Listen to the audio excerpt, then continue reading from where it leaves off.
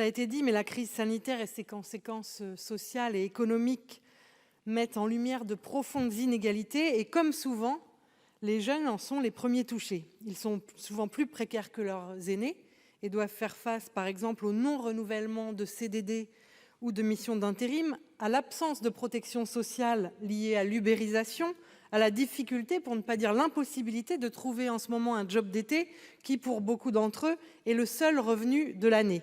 Ils sont aussi inquiets de voir les stages ou les contrats de professionnalisation compromis ou la valeur, j'y mets des guillemets, qui sera accordée aux diplômes obtenus cette année.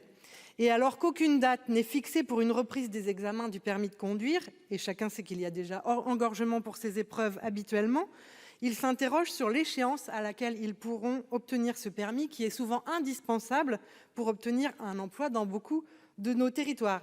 Une multitude de questions, un peu liste à la Prévert, je m'en excuse, mais des questions très concrètes auxquelles il faut, je crois, apporter des réponses, avec comme boussole un accompagnement accru de cette génération du confinement, comme le préconise par exemple l'Organisation internationale du travail. Dans ce cadre, je crois que le revenu de solidarité active pourrait être un filet de sécurité salutaire dans la période, même s'il est évidemment loin d'être suffisant et que ça ne peut pas constituer un horizon. Sur ce point, je vous rejoins, monsieur le ministre. La majorité est fixée à 18 ans depuis des décennies maintenant. Les jeunes peuvent voter, être salariés, payer des cotisations, ils doivent même le faire, et des impôts, et j'en passe, mais ils se voient toujours refuser l'accès essentiel à ce volet de la solidarité nationale. Pourquoi ?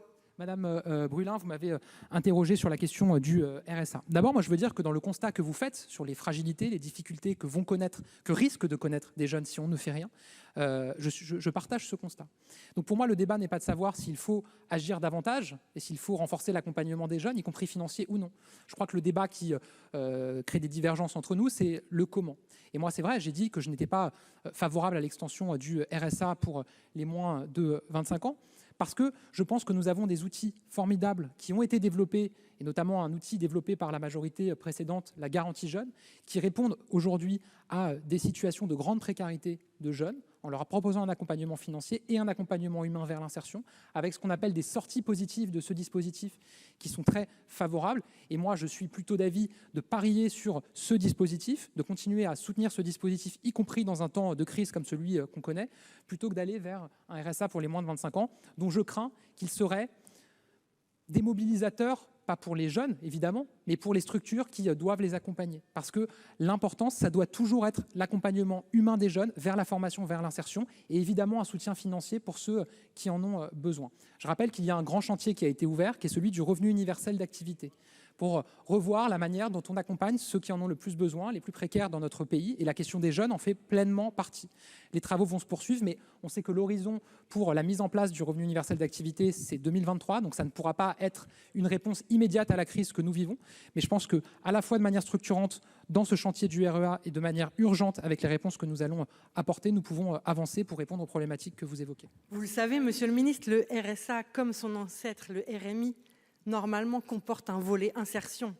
Et c'est peut-être là aussi un problème. On ne peut pas dire que mettre les gens dans des minima sociaux, c'est leur refuser l'insertion. Au contraire. Et puis, c'est un peu limite ce que vous dites sur à la fois l'engagement des structures qui accueillent ces jeunes et des jeunes eux-mêmes, sur le fait que s'ils touchent ces revenus de solidarité, alors, en gros, ils seraient un peu moins prompts à aller chercher du travail. On annonce des plans sociaux tous les jours. On est encore dans un certain nombre de nos départements mobilisés sur la question de Renault. Quand dans un pays, on annonce, malgré des aides de l'État, 4 600 suppressions d'emplois, vous imaginez bien que ce sont autant de débouchés en moins pour nos jeunes dans des régions industrielles comme les nôtres où c'est déjà très difficile. Avoir un filet de sécurité, parce que c'est comme ça que je l'entends pour nos jeunes, leur donner le signe qu'eux aussi font partie de la solidarité nationale, ça me semble essentiel.